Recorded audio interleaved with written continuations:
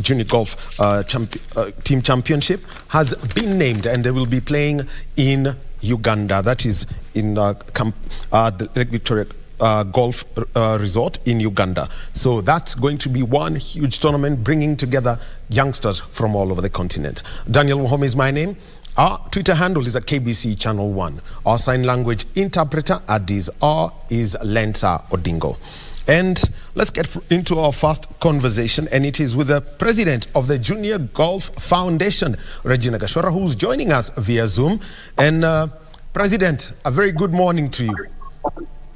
Good morning to you, Mr. Wahome. How are you today? I am very, very well. Thank you for giving us your time today. And yesterday was was a big event for you. A lot of focus at the Muthaiga Open as you are naming the teams that are going to the All-Africa Junior Team Championship in Kampala. Just give us a background on how you built up to this and making the final selection yesterday. Yes, so this has been a process. In mid-February, we were invited to the All-Africa Junior Team Championships, where four boys and 3 girls would participate. And it's a tournament that has more than 20 countries participating. And we needed to select a team. So what we did is based on our order of merit from last year, we selected 12 boys and 8 girls to enter an elite squad. And in the beginning of March, that elite squad has been training in some in Mombasa, some in Nairobi, some were out of the country. They were training for about 3 weeks. Led by Coach John Van Liefland, who is the national coach. And after that, we had a selection process. We requested to be part of the Kenya Amateur Championships in Muthaiga, the Muthaiga Open. And our juniors played it a bit differently than the top amateurs in the country. They self-caddied, whereas the rest of the amateurs were cadding and the professionals had caddies. And for 3 days, they braved the elements. It rained, it was windy, it was cold, and carrying their own bags for 3 days, the best 7 players were selected, and that is how we selected our Kenya team. An interesting one is that you asked the juniors to self-caddy. Well, how was that reached? Well, the tournament in Uganda is self-caddied. And we need our juniors to be able to take care of themselves on the golf course and learn all the elements of playing golf without any help. So we are very fortunate in Kenya that we have caddies. Every golf club has caddies. But you see, we are now playing in Africa where some countries don't have caddies.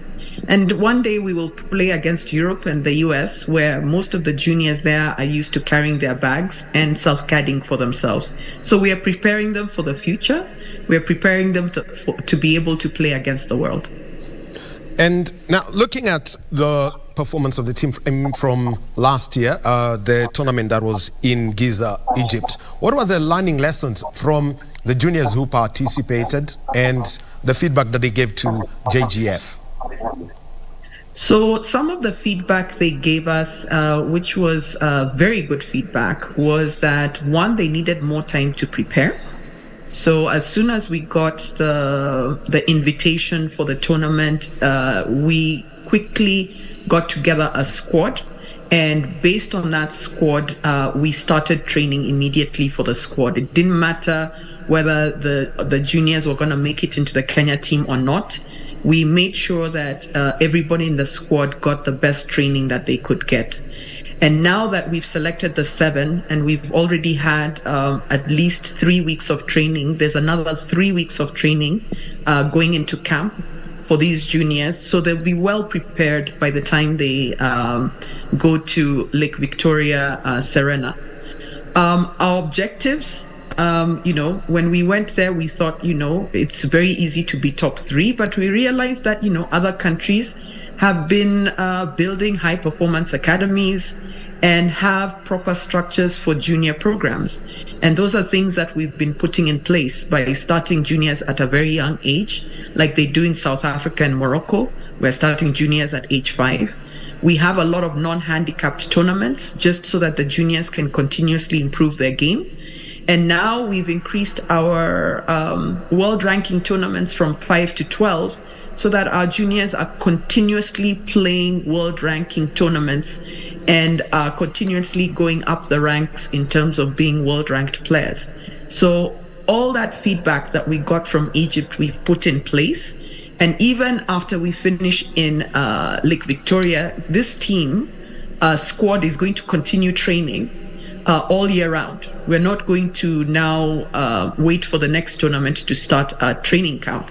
We're going to have a continuous camp that runs all year round so that we're prepared for any international tournament that comes around.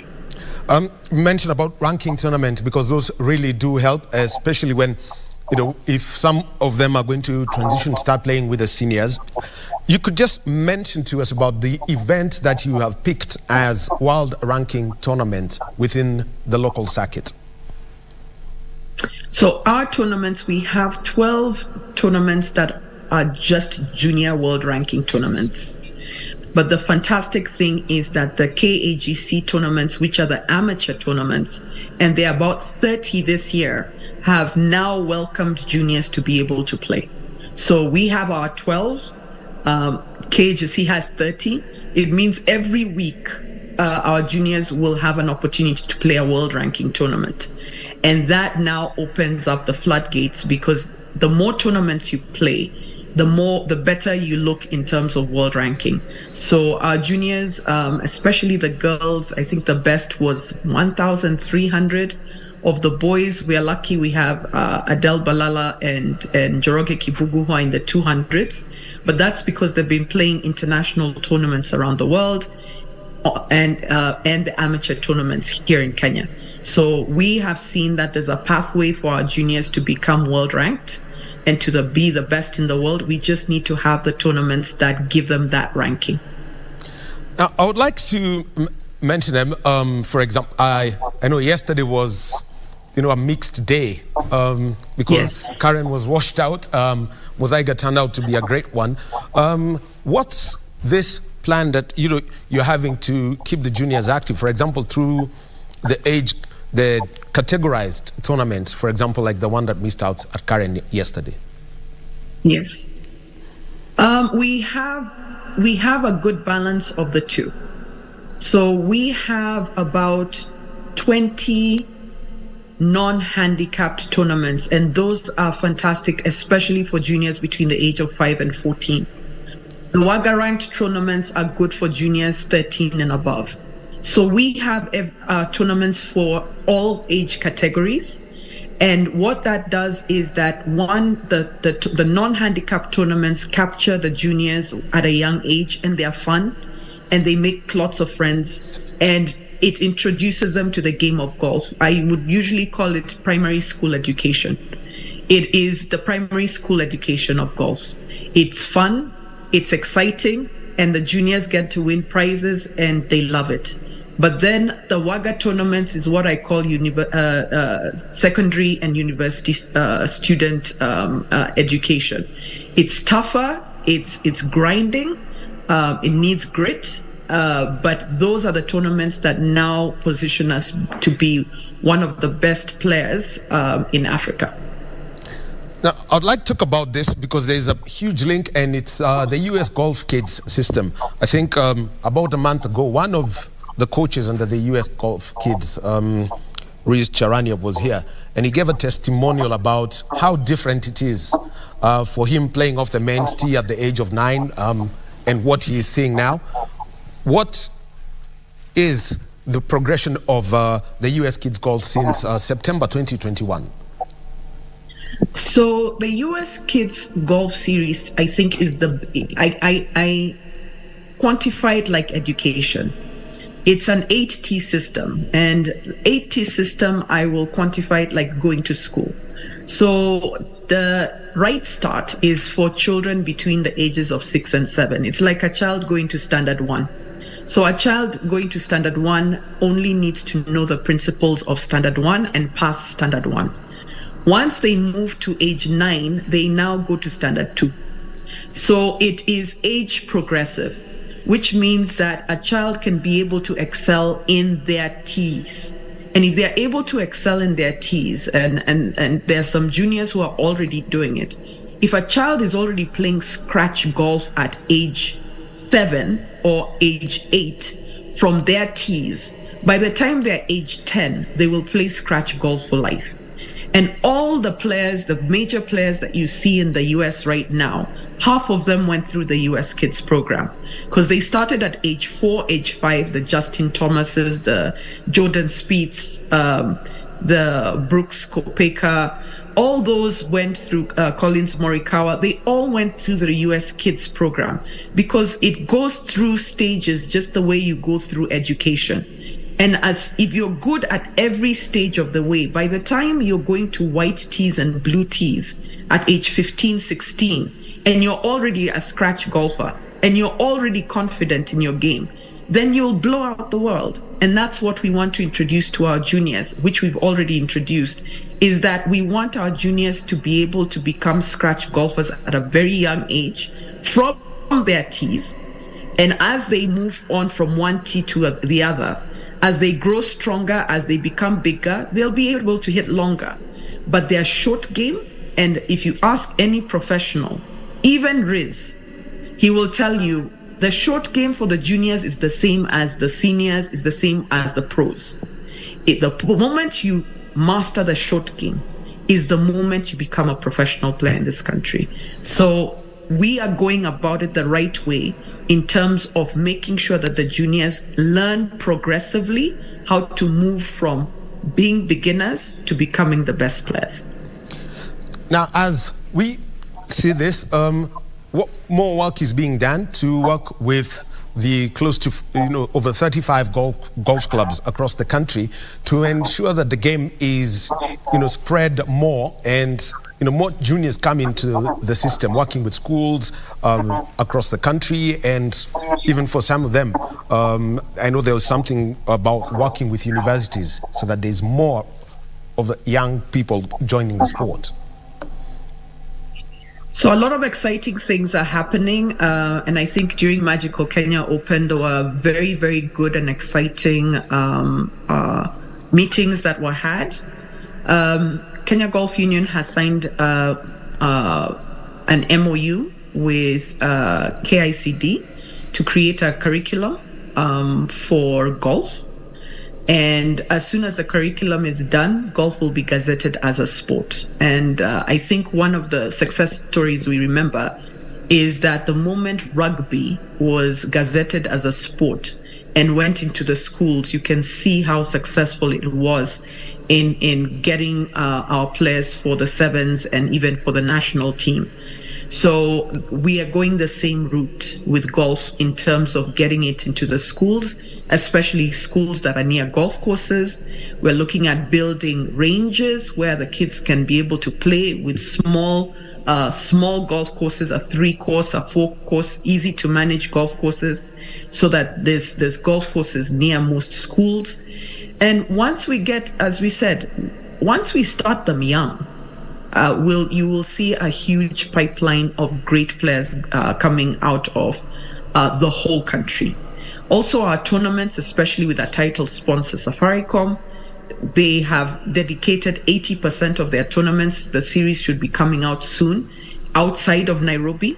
So you will find them in Kakamega, you will find them in Nyahururu, you will find them in Nandi Bears, you will find them in places where traditionally most sponsors never used to go. And that will open up the floodgates for golf around the country. All right, Regina, now, one, as you head to Uganda, what's the plan with coach John Von Leflan and making sure that Lee Kimathi, Chris Shah, Mikael Kihara, Junaid Manji, Chanel Wangare, Belinda Wanjira, and Audrey all are, getting ready, because we know there is the balance between school and getting ready for national team duty? So the first thing we do is we write a letter to the schools where these players are coming from, to give them a bit of leniency in terms of time off, so that they can be able to get the necessary training time that they need.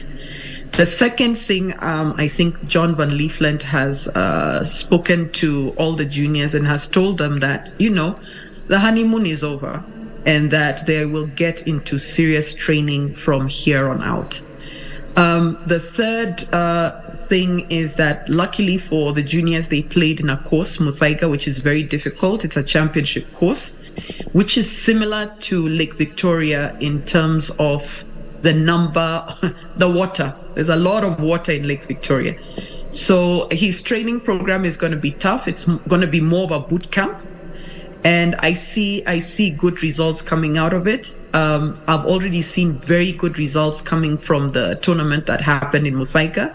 And I believe if the team can perform even better than what they did in Muthaiga, we can see a podium finish, top 3 for both the boys and girls. Well, thank you very much, Regina Gashora. She is the president of the Junior Golf Foundation. And speaking about junior golf, because yesterday, the national team that will represent the country at the All-Africa Junior Team Championship at the Lake Victoria Golf Resort and Spa in Uganda, from the 15th to the 21st of April, they was named. So 4 boys, Lee Kimathi, Chris Shah, Michael Kehara and Junaid Manji. 3 girls, Chanel Wangari, Belinda Wanjiro, and Audrey Gashora. So they were all mentioned. And thank you very much, and all the best to the team. And we hope to get better results than what we had in Egypt 2022 in October last year. Thank you, Mr. Wahome. Thank you very much, and have a good day.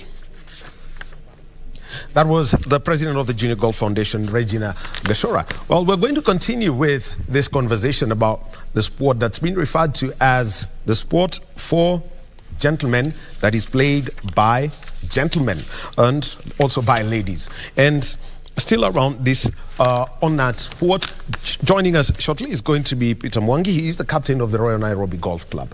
And this is this over Easter weekend. Everyone knew about the Safari Rally, but the golfing family always had something going on at the Royal Nairobi Golf Club, and this is the oldest competitive tournament on Kenyan soil.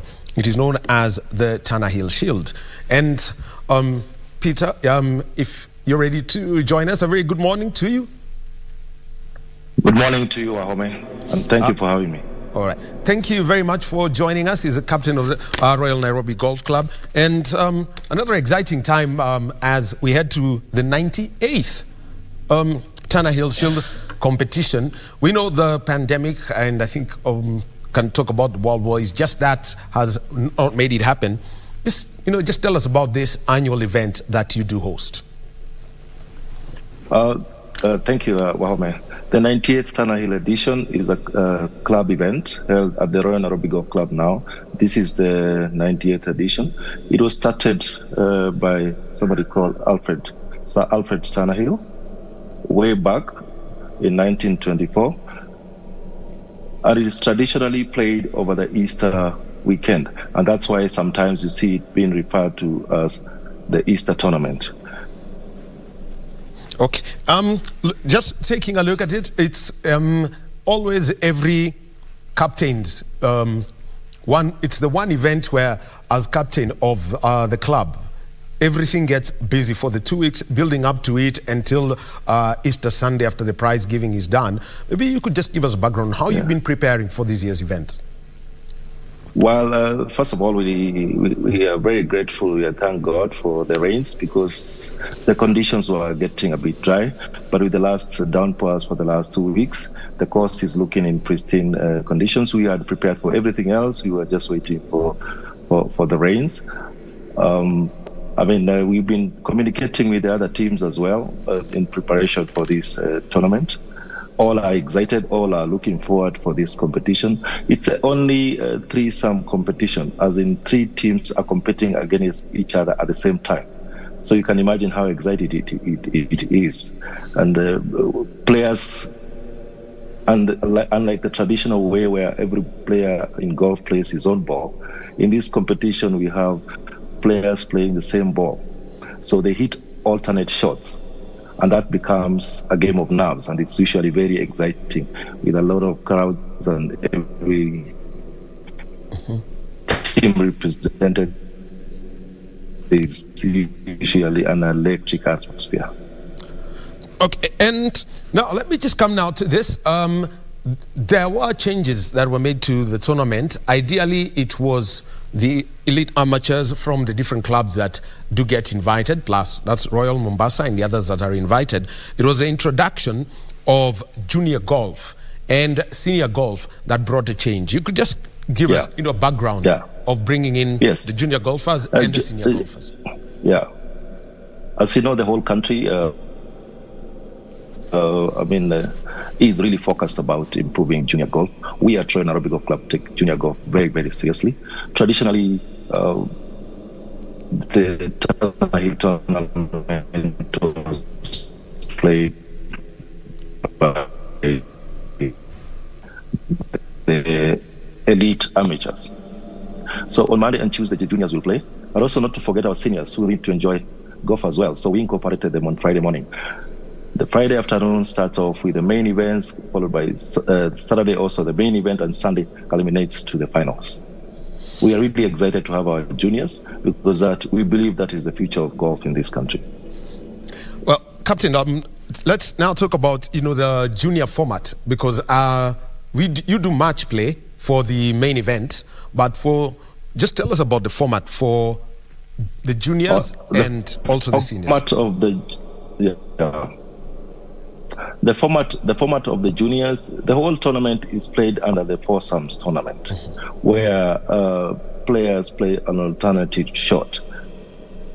The reason that this is done is to build onto the nerves. Golf is a nerve game. Yes. If you've had that before, so you need to keep your nerves calm. You need to. If you get what I mean. So, it is also played under the same format, which is the foursomes, and the senior tournament is also played under the same format, which is foursomes. It's very exciting because I'm hitting the ball and you do not know where it is going to end up, and you have to collect your nerves and go and hit the same ball, and then I have to hit it after that, and it goes on and on. And it's really exciting to see this format. It's the only format played whereby you have three teams competing against each other at the same time. Which now comes, let's talk about the seniors tournament. How you would like to see the players who are over 55, playing, and the criteria for having them invited to play in the tournament. Well, the first seniors tournament was held last year. It was very exciting. It was won by Modaiga Golf Club, then Royal Nairobi Golf Club was second. It was very exciting because traditionally we have only the main teams playing, and everybody else is just waiting for the main teams. And we decided to incorporate the seniors tournament because the seniors are an integral part of our society and we cannot just wish them away. So we said we need to have a seniors tournament, and the first one was so electric, it was so exciting, and we are happy to have it around this year again.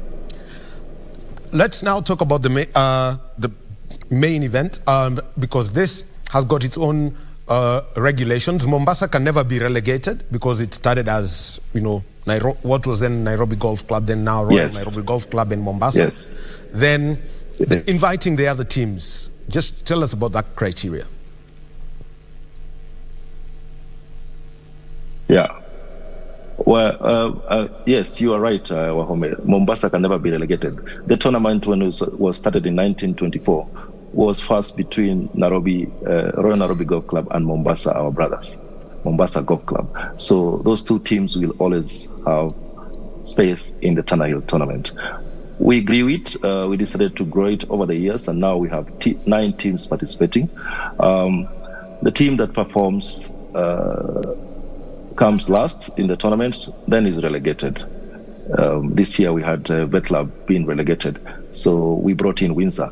And after this Easter tournament, one of the teams which will be lying last will be again relegated. And that keeps everyone excited and hoping to be next year's Tannahill. So people prepare quite a bit for the last couple of months to make sure that they win the Tannahill Shield. Now, your biggest rivals, Muthaiga, they did a double on Yes. you over the last two tournaments. What has your team of pros, and together with you as a captain, been doing to make sure that, you moved from fifth to moving up the rankings over the last two tournaments, such that the Shield stays home rather than goes on loan to Muthaiga? Wow. Yes. Thank you, Wahome. I mean, a lot has been done. We have been really focusing on our junior golf. Training has started early. It started like 4 months ago. On the junior golf, we have juniors participating in the main event. We probably will be the only team fielding junior who is 11 years old, Mwadi Gisheru, an upcoming star. And that's the reason we are excited about this tournament. We will have a combination of experienced players and juniors as well. We also have 3 other juniors who will be playing for us, Njogu Kogu, Kobi Gatiramu, and Kigen Koitaba. So we are really excited ourselves. We will wrestle this from Muthaiga this year. I mean, they have been peeping us to the last, to the line with 1 or 2 points, but this year we are really determined to bring back the Shield home, Royal Nairobi Golf Club. One of the things that we have seen is that by expanding and inviting more teams, for example, Western Kenya and Mount Kenya, what have you seen from this golfing society that is outside of Nairobi? I mean, traditionally golf has also been focused quite mainly in the Nairobi area. And when we incorporated Western, people were able to scout and spot talent coming in from as far as Bungoma, people coming in from as far as Kitale and Kisumu. So those were areas where traditionally we will not get good golfers showcasing themselves as amateurs. And then they can be picked up by various teams in Nairobi and join their ranks. And that's, for us, is very, very important. Okay. Now, Central Kenya is... Yes, Captain, you can continue.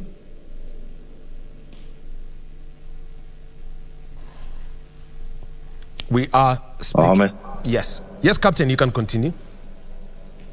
Yes, so Central Kenya is planning to come on board. I mean, traditionally we have only Thika and Thika Sports. We had Makuyu Golf Club, which is currently undergoing renovation. We have seen the new one in Embu, which is being set up also in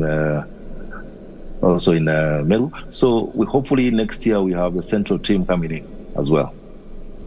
Now, the prize structure, we've seen a lot of changes in golf. For example, in this year's Kenya Amateur Golf Championship, we have seen the incorporation of prize money. What's in store for the winning side? Well, this is traditionally played for pride, Wahome. It's about competition. Amateur ranking should also look at prize money, but when you're competing inter-teams, I think it's about just rivalry and bringing out the best of the game of golf. That's where people excel.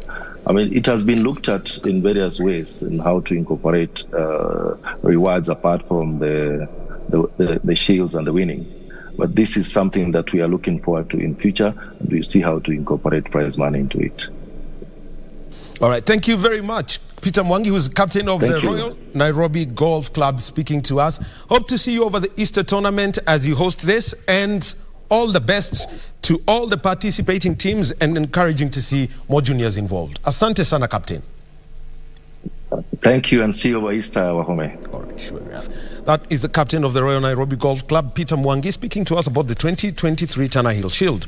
We'll be talking about the Benjamin Ayimba Memorial Rugby League tournament taking place over Easter in Machakos. But before that, let's go over to Mombasa, where the Cabinet Secretary for the ICT and the Digital Economy, Eliud Owalo, is addressing the conference. Coalition was working on an economic framework on the basis of which our campaigns could be anchored.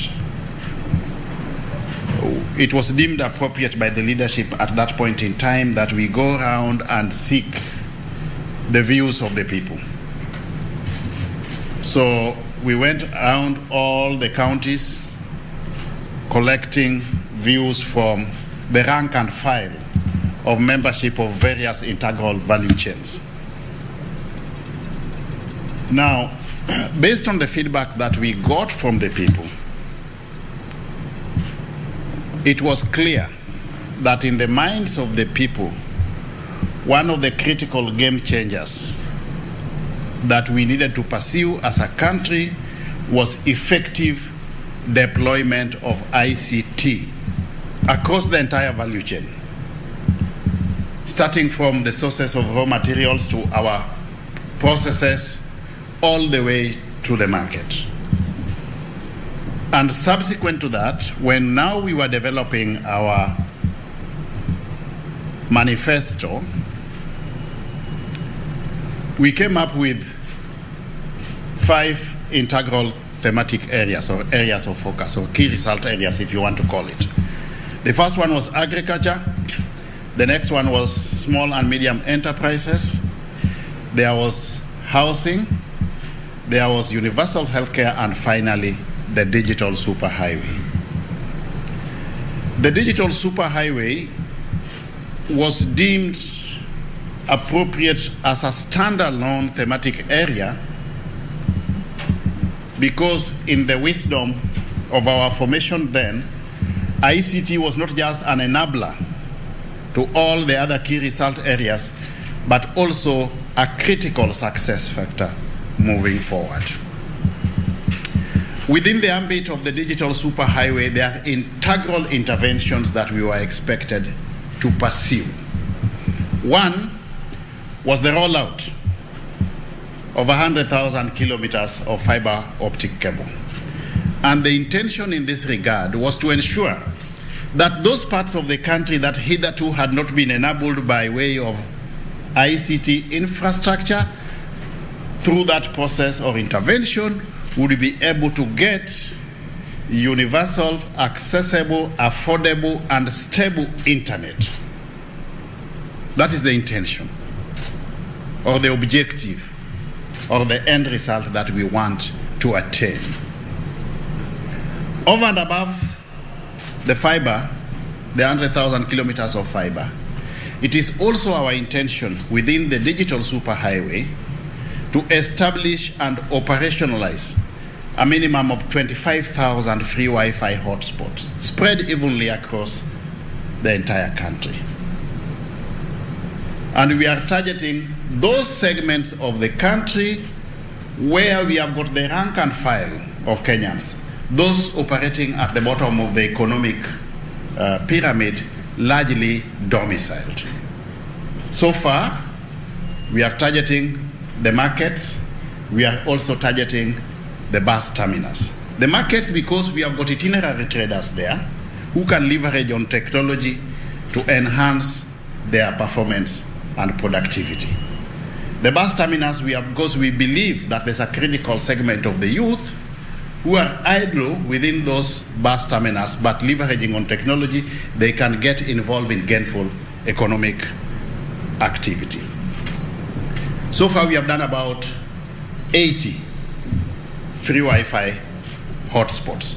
And it is our intention that by June this year, we shall have established and operationalized a minimum of 2 in each country. So those counties where we have not yet established the Wi-Fi's will get a minimum of 2 Wi-Fi hotspots between now and June. But the overall threshold is 25,000 free Wi-Fi hotspots.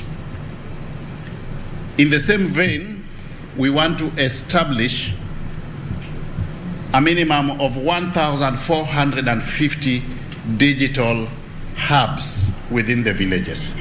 And we want to do this at the lowest administrative unit level, which is the ward. So in each and every ward in this country, we are going to have a digital hub where our youth can be trained to acquire the requisite ICT skills, while correspondingly at the same time, we are also reaching out to global technological companies to help them identify digital jobs so that we match the jobs with the available skills, competencies, and capabilities that is domiciled within our youth. If we have that ICT infrastructure in place, ladies and gentlemen, then simultaneously we must also ensure that we have got adequate ICT skills across integral sectors of the Kenyan economy. So we want to embark on a major digital, or we have already embarked on a major digital skills enhancement program, targeting members of the public, and of course targeting also those who are in the public sector.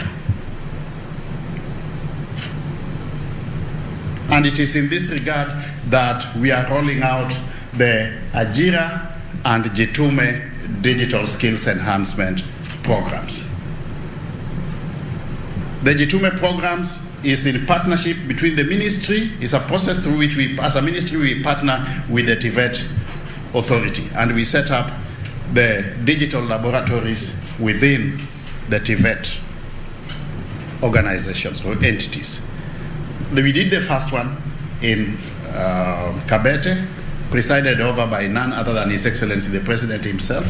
Subsequent to that, we have done 2 in Bungoma.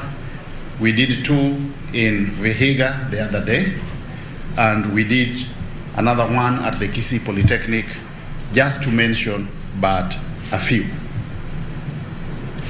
With both ICT infrastructure and then the requisite level of ICT skills in place, ladies and gentlemen, then we believe as government we should then be able to digitize all government records and digitalize all government services, so that all government services will be available aboard technological platforms. As government, we have already gone ahead and taken over the e-citizen platform that hitherto was in the hands of the private sector. It is now a fully fledged government entity. At the point when we took over the platform, which was about 2 months ago, we had only a meager 350 government services aboard that platform. As we speak today, I'm happy to report that we have already identified a total of 5,700 services that can be onboarded on the technological platform, but also gone ahead and onboarded a total of 3,200 services as at today, within a period of 2 months. So the proposition of 5,000 services, government services aboard technological platforms that has already been publicly espoused at the highest echelons of government by none other than His Excellency the President himself is both realistic and attainable. If anything, we will surpass that target. But to facilitate this, we also recognize the fact that if government services are fully digitalized, then it does not make sense for members of the public to interact with government by physically visiting government services, government offices, and identifying themselves using the current identity card in its manual form. So the other frontier that we are pursuing is to ensure that we have a digital identity for all Kenyans. And it is our estimation that if we embark on that process as soon as possible, we should have all Kenyans having a digital identity by February next year, so that government is able to identify whom it is transacting business with virtually. And Kenyans also will then be able to transact business with government from the comfort of wherever they are, without necessarily having to visit government offices. And perhaps this will be one of the easiest ways, ladies and gentlemen, of also doing away with the traffic jams we are witnessing in most of our towns, because we have got a critical mass of Kenyans going into town, visiting government services to consume or to uptake those services. We believe that through that digital identity, we should have an optimal level of uptake of government services digitally from wherever somebody is, not just within the country, but beyond, those resident abroad as well. The other frontier we are pursuing, ladies and gentlemen, is the issue of digital entrepreneurship. We verily believe that we can leverage on technology to make Kenya a producer of both computer hardware and software. You are aware, as I do, that already within our second thematic area in the plan, which is that of the small and medium enterprises, we have as government, while partnering with the telecommunications companies already rolled out the Hustler Fund. That Hustler Fund is being disbursed through technological platforms, the existing technological platform, and also repaid using the same technological platforms. But if that is the case, because we have got a critical mass of Kenyans at the bottom of the economic pyramid who do not have access to smart and cheap or affordable smart-enabled phones, then we need to start thinking about how to ensure that we have a critical mass of smart-enabled phones within the Kenyan market. And also supposed to go in the importation route, what we have done so far is to partner with the private sector so that in the not too distant future, we are soon going to witness a situation through local assembly of smart-enabled phones available in the Kenyan market at a unit cost of about $40. That is work in progress. And we'll keep on updating the public on how far we are going, the milestones, depending on unfolding events from time to time. And then we must also leverage on technology to change the way we are doing our businesses. So we are going the route of e-commerce, digital trade, and entrepreneurship. There is no reason why we should continue physically meeting with our suppliers in this era of digital age, or physically having to meet with the consumers of our goods and services. We should be able to link up with the source of raw materials technologically, market our goods technologically, and also facilitate transmission or transfer or transportation of our goods and services to the final consumer technologically. And this is why we are pursuing e-commerce. And to ensure that this is augmented through a sound framework, we are pursuing. And that is the Cabinet Secretary for ICT and the Digital Economy. And he is with the Information, Communication and Knowledge Management Committee. It's a higher level meeting to ensure that the Council of Governors, the Senate Standing Committee on ICT and the central government, the ICT ministry, all come together and work together. Like you can see in the background on that banner that's just behind there, it's 48 governments, one country, 47 county governments and one national government, and it is one country. And that is what everyone should be looking at. Our reporter is Jine Karisa, and she is going to be giving us the full report from Mombasa on this event. Now, time for us to move on and have one final conversation sports-wise on Sports Check this morning. And this is a tournament. There is a tournament over Easter that's going to be honoring the legacy of the late Benjamin Ayimba. Benjamin Ayimba was the coach who took Kenya to the Rio Olympics in 2016. He was in charge of Kenya Sevens when they won the Singapore Sevens. He's had a decorated career. The man who was known as Captain Benja. And there is a tournament to honor him. Now, not in the form of rugby union, but in the form of rugby league. We shall be joining the president of the Kenya Rugby League Federation, Richard Quicks Nyakwaka, and the chief officer, youth and sport from Machakos County, Bruce Kinyae, after this short break.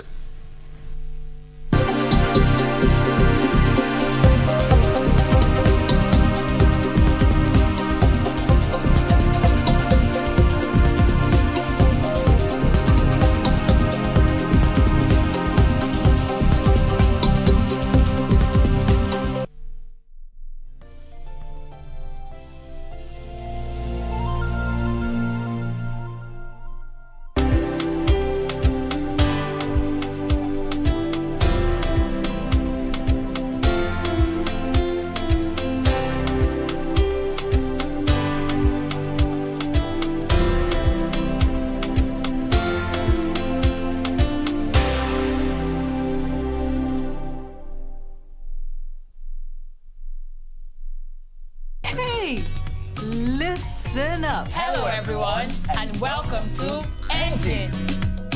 How do we hear? How do we see? What makes up the air we breathe? Let's go! Let's go! It's technology. Let's go! Let's grow! Science, you and me. Let's go! Let's know! We're learning every day. Let's go! Let's grow! Let's ask, let's learn, and let's love. And don't forget to make it fun!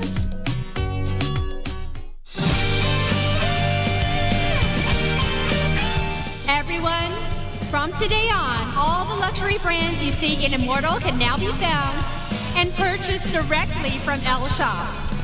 Just now, I lost control. That doesn't matter. Just try to shake it off. Why are you playing this song for me? What? Stop coming up with lame excuses to lie to me. Oh, Mr. Bai. Do you have any interest in writing some articles? Huh? I told you before. You're just like my childhood friend.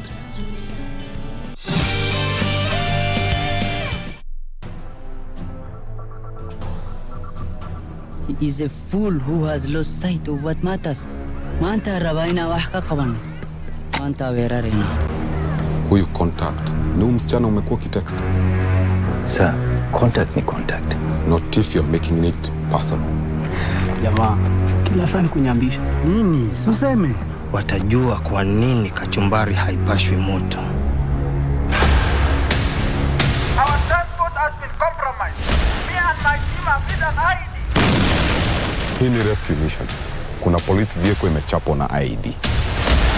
It's a very simple mission. But stay alert. Hizi ng'ombe zinachungwa na nani?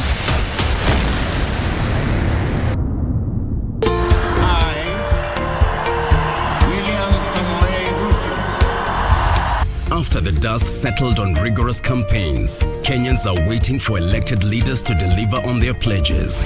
Have you used the hustle of funds? When your children sleep hungry, when you can borrow 500 or 1,000 shillings and they have some food on the table. So the 500 you're giving me now is my purchasing power has literally been diminished comparing to probably even January or December. But how have the leaders performed so far? In terms of the amount of money that is being disbursed, the minimum being 500 shillings, how do you scorecard that? No, that I'll give it a 2 out of 5. 2 out of 5. 1 out of 5. I'll still give it 5 out of 5. Every week, we bring you an honest assessment of the national and county governments. What is the impact of the Hustlers Fund? There are people who borrow praying they don't have to pay back. For example, they pray that the owner dies. The Scorecard. Every Tuesday at 10 p.m. on KBC Channel 1. Welcome to Take on Tech. This is the show that keeps you updated on everything you need to know about technology. First of all, the women that are already in tech should be empowered. I've actually studied electrical and electronics engineering, telecommunications option. So basically I'm in the tech sector. The government should empower the girl child in a way that they should venture so much into ICT. There's never a dull moment with us. Tune in every Monday from 10:30 p.m. only on KBC Channel 1.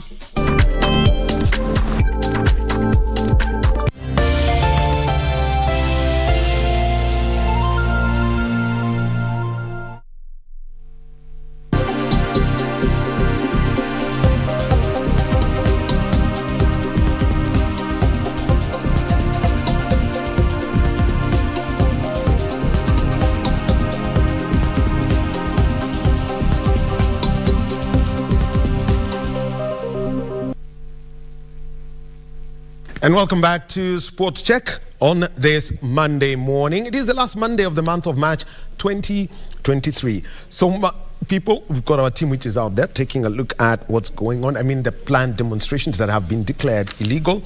So that we've got our team out there. They're going to be giving us updates.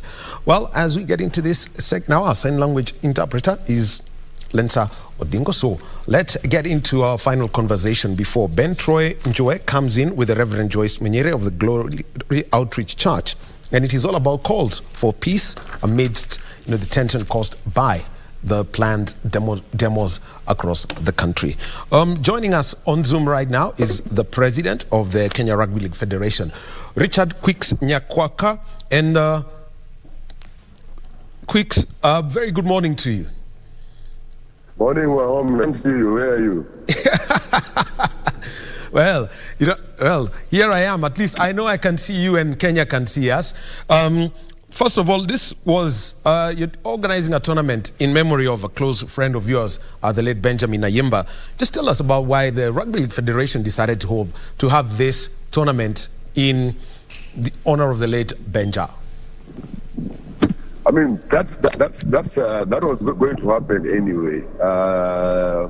I think for us, it's basically a celebration of his life and his rugby legacy in the country and all over the world. And that's why we organize an annual tournament in his honor in Machakos every weekend. So here it is. When you mention Masaku and rugby, people think of the sevens competition. But this time around, you moved on to the federation that you ran. The format is league. Just tell us about how you are organizing this. Okay, so this basically will be seven-a-side but rugby league. Played over 3 days from the Friday, Saturday, and Sunday. Okay. Yeah. Now tell us about how you bring in rugby league into the sevens so that people do not confuse it between rugby league and union.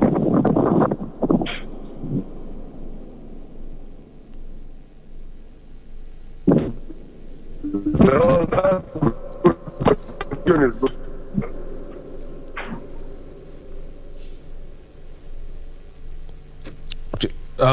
We are with Richard Nyakwaka, who is the president of the Kenya Rugby League Federation, and they are organizing the Benjamin Ayimba Memorial. It's to be played at the Kenyatta Stadium in Machakos over the Easter weekend. Quick, if you just can hear me, just explain to us, about league and how you want to run these sevens, because everyone understands the union format. Yeah, so basically that makes it even more enterprising because it's going to be a whole new experience for the fans and majority of the teams. So it's exciting, it's interesting for 3 days of action rugby, and it's also us to go back to Machakos where we have to build the first club and tournament in 2012. So that's about 10 years ago already. So yeah, that's what's going down. Okay. You've received a lot of support from the Machakos County government. First of all, getting you the venue. There's also the legacy of Masaku RFC. You could just give us basically how you've been working with the county government of Machakos. I know it's been fantastic, and interestingly that Wavinya is the current governor, and when we did the first tournament in 2012 at the golf club, she was the guest of honor of the tournament. I think she was MP for Kaviani, and she came through big time for us back then. So again, it's basically a reunion 10 years down the line. All right. Just tell us, basically the kinds of support that they have given, you've received from the Machakos County government led by the Governor Wavinya Ndeti. Just more details on it. From late last year, first and foremost, the most important thing is the pitch, which was a major challenge during the drought before the rain started a few years ago. And the county really did a lot to invest in maintenance of the borehole and making sure that the pitch, the grass never went dry and stuff like that. And also in terms of publicity, tournament in all over Machakos County. There's a partnership with the hotels and some of the institutions and the restaurants and pubs and stuff like that. They've been very instrumental in that, and also pushing publicity on the online platforms of the county. That has been fantastic. Okay.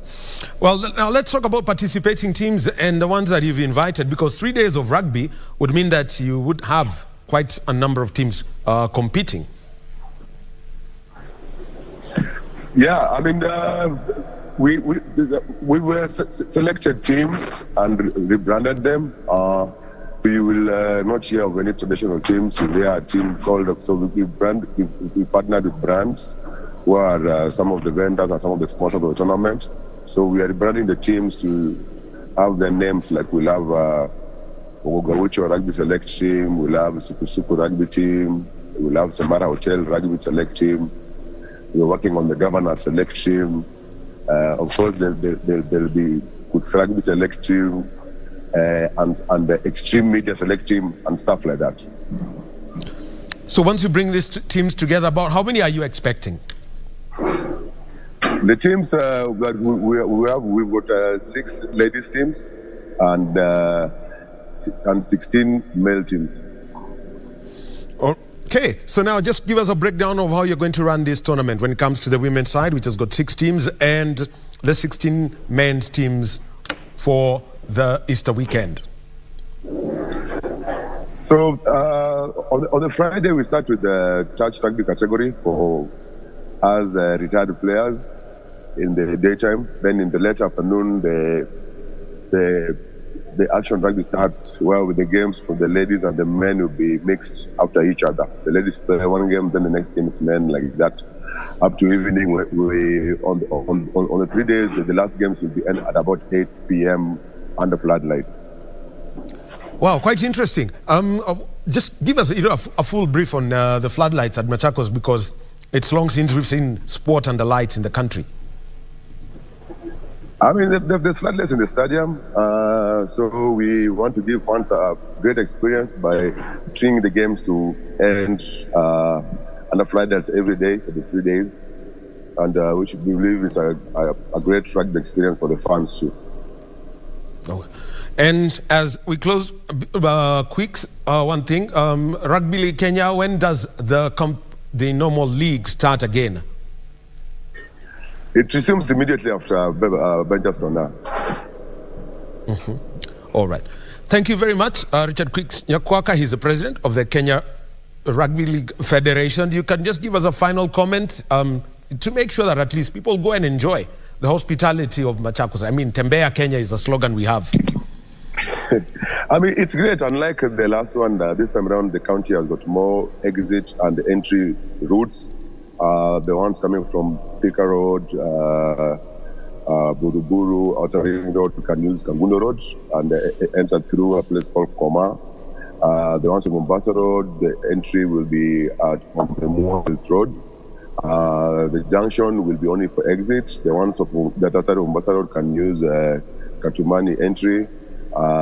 So there's much more great traffic plan, and we are sure that we've done our team of experts have done the recce and the plans, and there are solid traffic plan in place that will make sure everything flows seamlessly. And there is something I want to bring up, and this is the mantra of the late Benja. Ongematek. Nothing is impossible. Hashtag Ongematek. Nothing is impossible.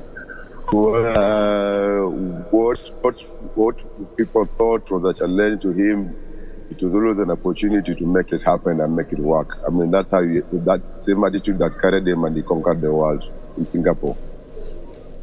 And that's him lives on. And how do you want to keep this slogan going, which you are using as the hashtag Ongematek? Nothing is impossible. Nothing is impossible. So this year we are doing teams based in Kenya. Next year we go international. We'll have international teams checking in for the next year's version. All right.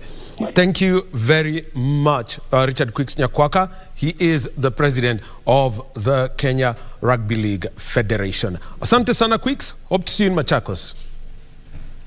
And that has been Sports Check for this morning, and the conversations around golf and rugby league, plus also coming in from the Coast Cabinet Secretary, ICT and the Digital Economy, is Eliud Walo addressing the Information Communication and Knowledge Management Committee high-level meeting.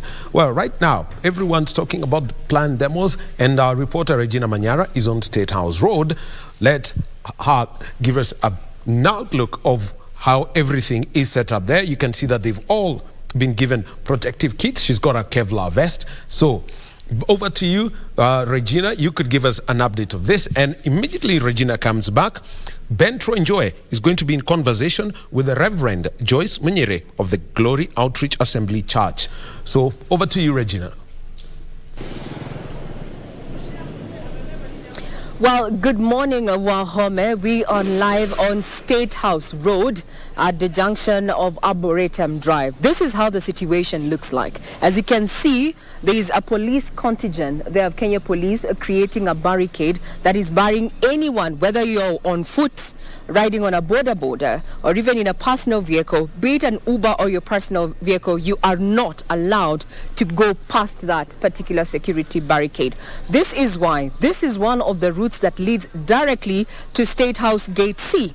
And as we know, a leader of opposition, Raila Odinga, promised that they would be taking their petition to State House. And that's the reason why the security operators have been beefed up this Monday morning, barring anyone trying to use this particular road. We're going to be doing a spot check on various entry points to State House. What we know for now while driving here is that you cannot access State House either using Processional Lane. That is just directly opposite the Serena Hotel, where last week, being the Monday the 20th of this month, we witnessed some sort of standoff between leader of opposition and the protesters, as well as the security operators.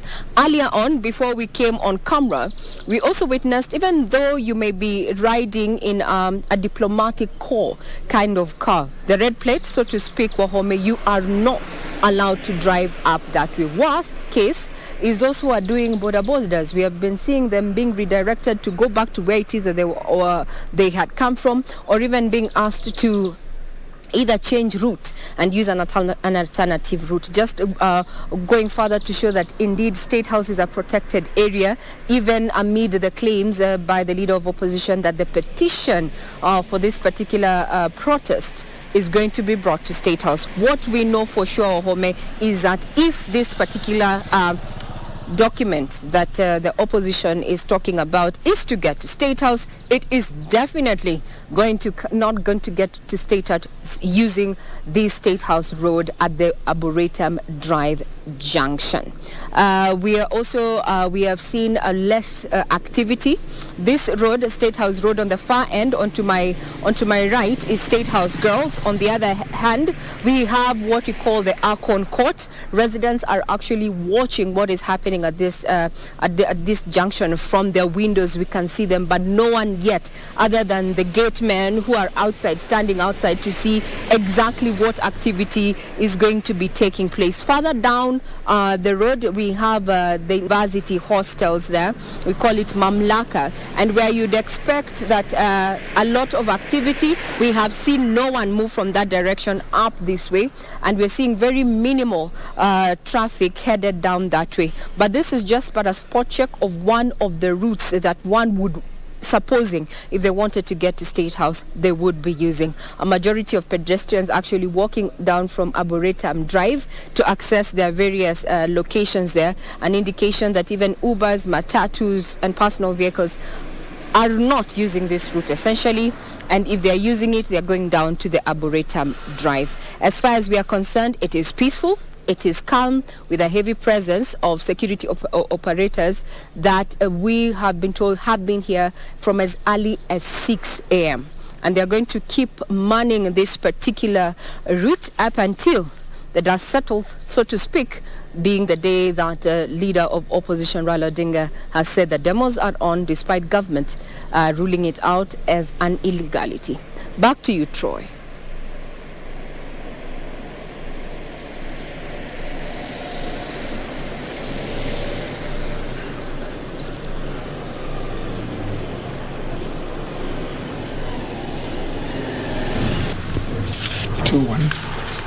Well, a very good morning, and thank you so much, Regina Manyara. There, as you can see, the road leading to State House has also been cordoned off, and police officers are there to ensure that no Kenyans or no demonstrators are on that route. Indeed. Good morning. My name is Bentro Enjoy. We are covering all the happenings of today, which is going to be quite a busy day, being the second leg, or the second day, even may say so, of the Maandamano, Azimio, or if you like, demonstrations by Azimio One Kenya Coalition.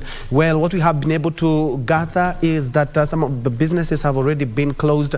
A lot of Kenyans deciding not exactly to come to the Nairobi CBD, where we are expecting that the Azimio, as they have always said, that they will be trooping to the city. The police have beefed up security, and I can tell you some of the roads are clear, quite clear, as opposed to other normal days, meaning that some Kenyans have shied away from the Nairobi CBD. But the security apparatus, so far no incidents so far, and we'll be keeping you afloat on all the latest happening in the country in regards to the Azimio demo. And sign language interpreter is Lensa Odingo, and I'll also be engaging my panelists here so that we may have a feel of what is happening today. And if you may allow me to introduce them before we get further into this discussion. Beginning from my immediate left, we have Ambassador Bishop Robert Musili, who is the chairman of the Kenya Veterans for Peace.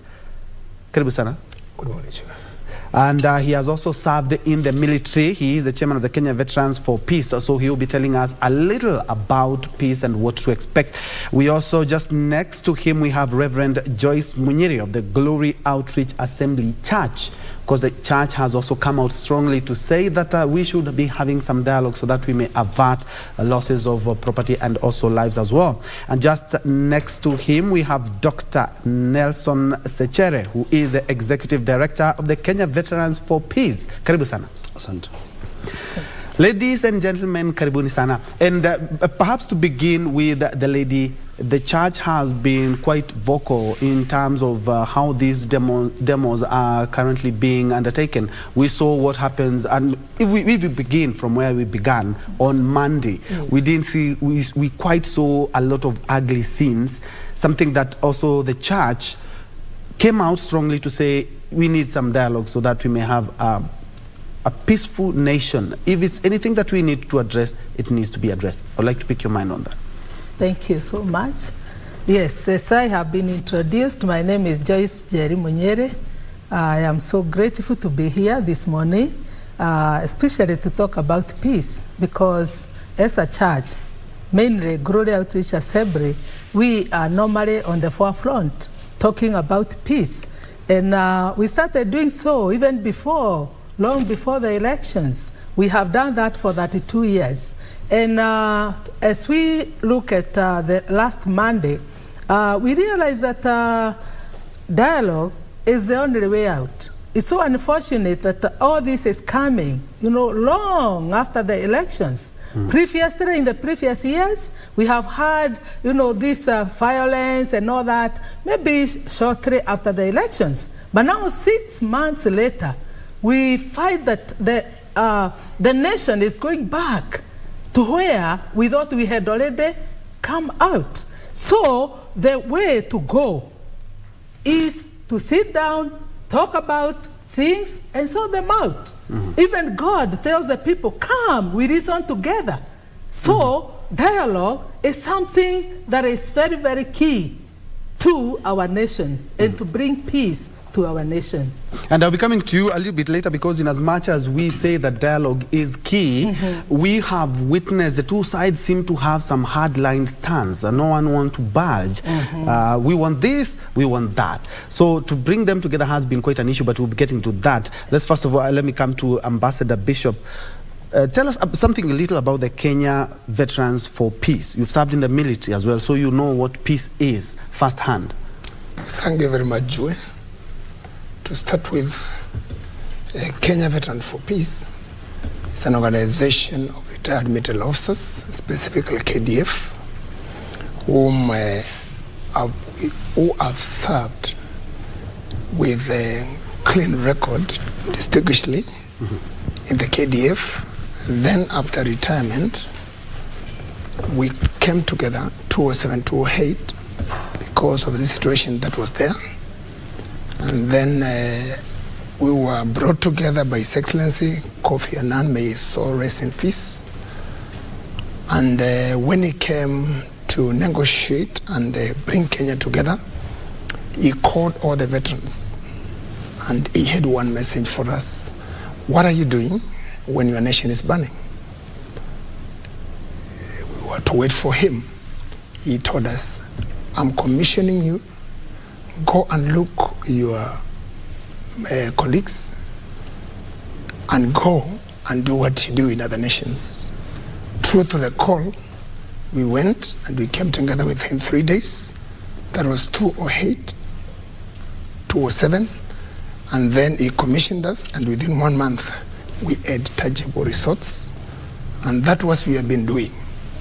So our vision is that we preach peace, and we stand complicate the government on all matters of peace, security, and development in retirement because you are not tired. We use our capacities, our training, and experiences, global, regional, then we bring it to local. So it's about global, regional, and then global, we apply the skills. We don't compete with those stakeholders, we complement them. So what we do is that we preach peace because we know what is peace, we know what is war. Yeah, and have you already started? Because we have not seen quite a lot of institutions coming out to preach peace as much, but to tell people to dialogue. Have you already started on this? Because you've said very well in 2007, you were quite instrumental in ensuring that Kenya had peace when we had post-election chaos. Have you started out this season yet? I can talk a bit from 2007, 2008, up to date. We have been working. We have been doing that. Case in point, this is the second leg or the second day that the Maandamanos are being carried out by Azimio, and they have talked about twice every week, which very well we know that a lot of the Maandamanos in Kenya do not end in peace. Yeah. Yes. What we did is that when we had this pulling there and there between the political class, we have tried to talk first of all to our veterans members, and also we have a message that we have for the citizens. We don't need to come out because it's a large, quiet group. We have also message to the political class. We have reached them. We have also message to the government. We are working with the right peace, security, and development stakeholders. And also we have reached faith-based organizations. That's what we have been doing. And also individuals or probably opinion leaders. So what we have been doing. In terms of media, we believe very much in terms of media. We had our first press conference last Saturday, but one, and we also addressed the same. And we addressed on matters of a situation at hand, the current situation of the nation. We also addressed on matters of the peace and security operations in the 6 counties in the North Rift. So our message is very clear that we are very much on the ground doing what we can do, because we believe the more we sweat in peace, the less we bleed in war, and vice versa. All right, and you're a non-government organization, right? Yeah, exactly. All right. Let me talk to your executive director, Dr. Nelson Sechere. I have seen in numerous television shows and even in radio shows, the civil society groups come out to actually call for the two sides to have a truce. But one thing has been clear is that the civil society also want the government to respect the constitution, and to be precise, Article 37, which allows for Kenyans to picket, to demonstrate peacefully. I'd like to get your sentiments on that. Okay, well, thank you very much for that. As the chairman has put across, Kenya Veterans for Peace is a unique civil society organization, in a sense that its membership is drawn from the military, the Kenya Defense Forces, and number 2, it was a government decision or initiative for the veterans. Now, these veterans, we know peace because we know war. You can never know peace if you don't know war. Where there is war, there is no peace. And where there is no peace, there is no development. The non-governmental institutions which are registered in different counties for different purposes have done their efforts. We appreciate that. At this point in time as a nation, we've got to come together and reason just like Reverend is saying, we've got to reason together. We are not saying that somebody is right or wrong. Any institution or any country that has gone to war began with small atrocities. When you step on me, be ready to apologize. When you apologize, it's very easy for us to now start talking. There's the law. The election ended in 2022 in August. The Kenyans made their decision. The mandated institutions made their decision. The IBC made their decision. There was the Supreme Court, which addressed anybody who was not happy with the situation. But here's a case where there are developments. I mean, change happens. The opposition party says they have a whistleblower who came up with new facts about the election being rigged, and of course the high cost of living, which is a very genuine concern. Looking at the demands of what they are giving, they are very genuine concerns. The way of addressing it is what would not be productive. And like I put on the press conference, just like alluded by the chairman, 2 weeks ago we made a press conference, and our message is when these protests happen, it may serve a purpose for one party of the two sides. The danger is now outside Kenya borders, the perception of what Kenya is right now becomes tainted. When that happens, the gross effect is the investors are going to run away. They won't be believing that there is peace. And again, like I told you, KVP, we stand for peace, security, and development. We do not have a reason why we cannot be together, because investors look at peace. And Kenya has been a center for so many international and multinational companies.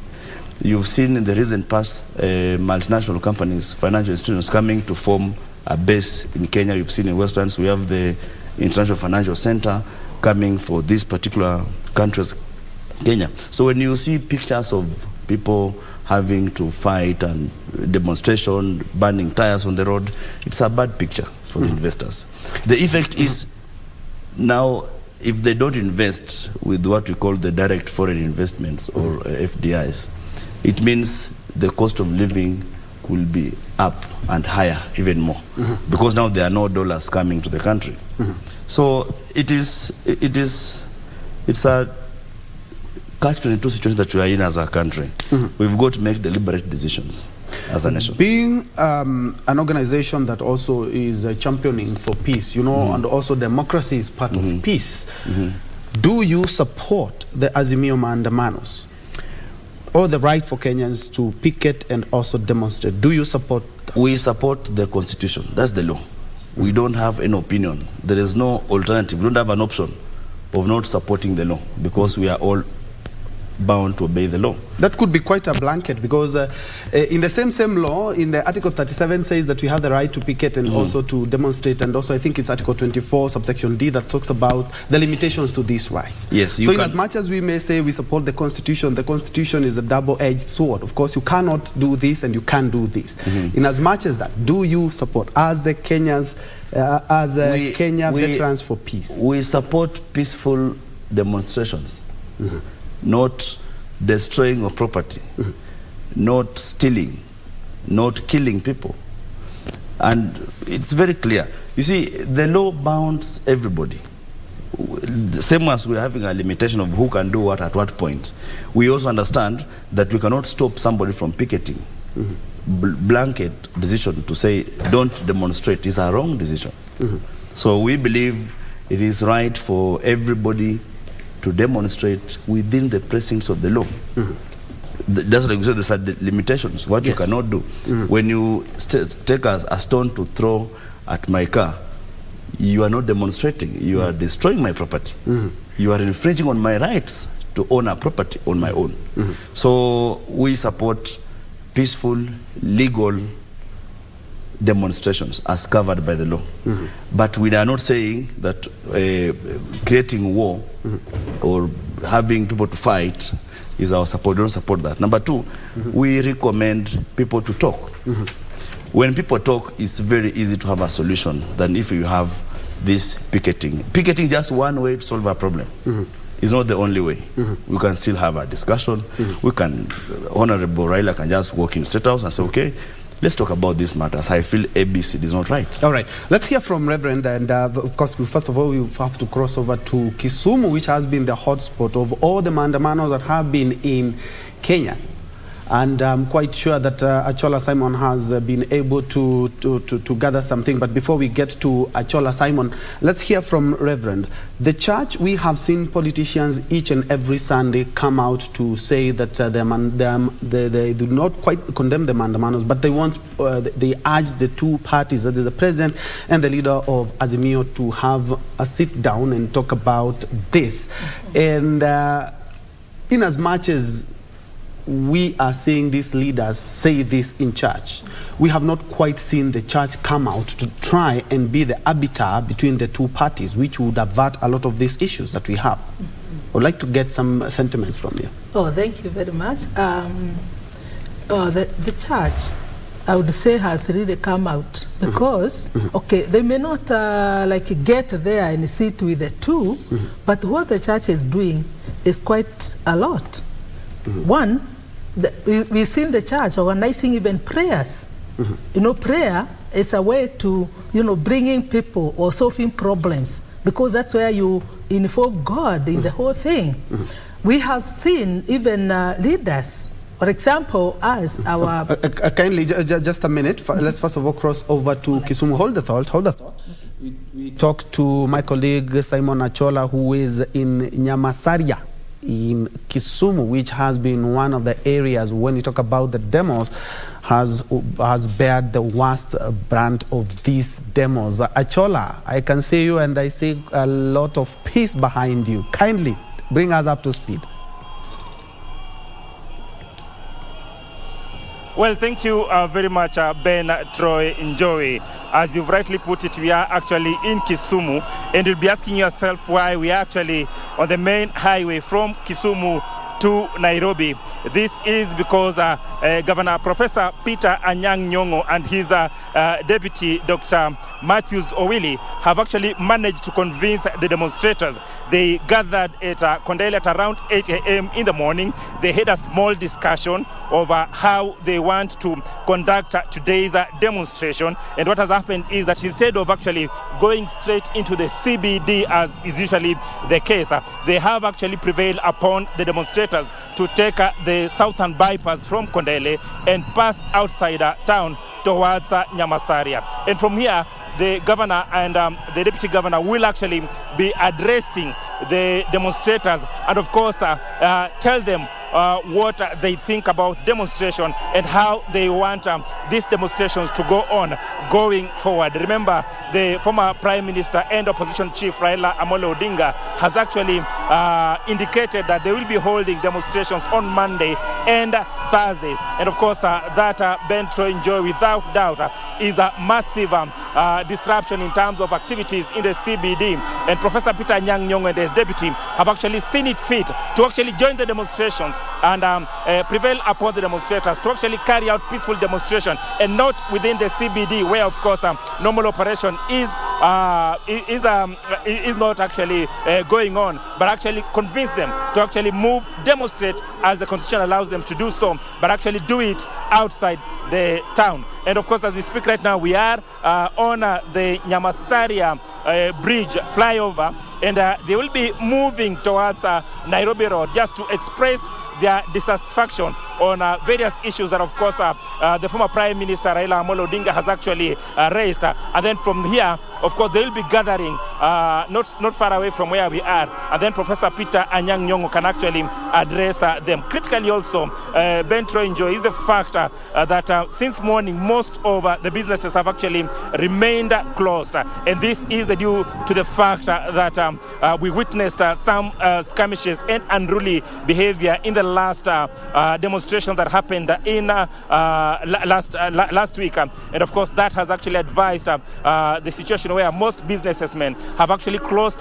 their businesses to ensure that they're actually not caught up in the fracas that might actually have occurred today. But of course, credit goes to the governor and his deputy for actually ensuring that they've come out with a perfect plan to ensure that these demonstrations are actually not headed into the CBD, and where of course they'll run into the police and eventually of course the confusion that comes thereafter. And they've ensured that this is a much more organized demonstration, a much more guided demonstration, and they're actually moving towards Nyamasaria. We actually at a Nyamasaria place. I'll just actually point out also how things are here in Kisumu. The place where of course they gather before they start this demonstration is at around Kondele roundabout, and they actually indeed met at Kondele roundabout quite early in the morning.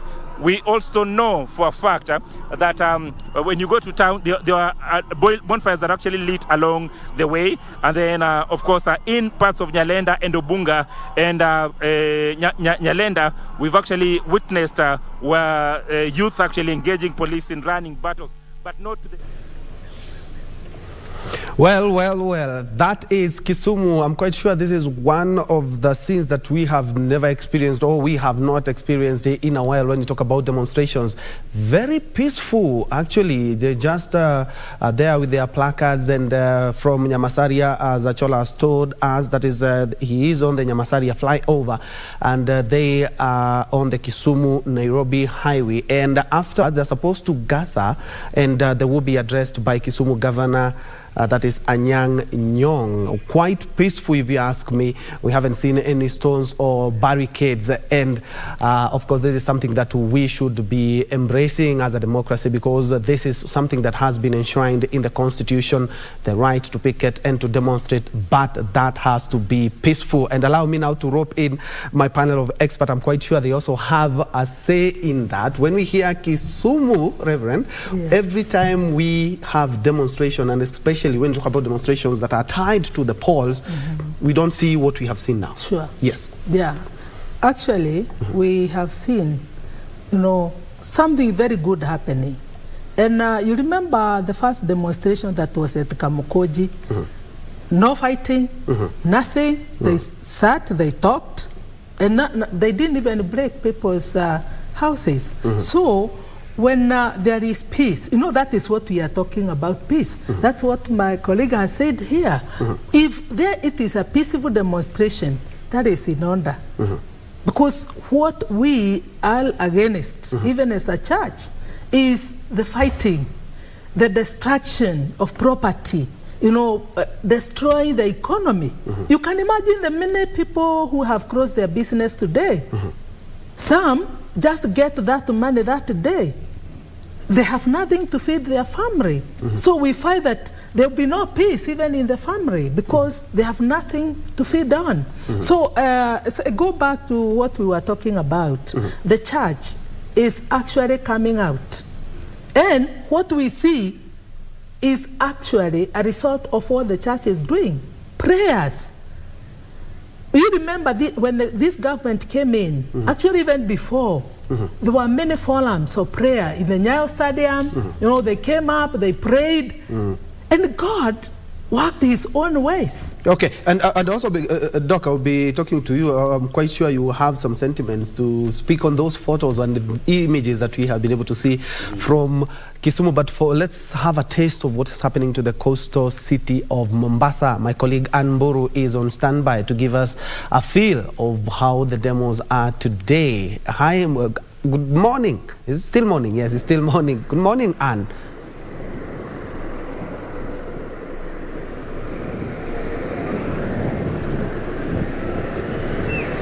Good morning to you too, Ben Train. We're back at Broadcasting House, and you're coming live to you from the streets of Mombasa. And as you can see, today being a Monday was the day that is secluded for the Azimio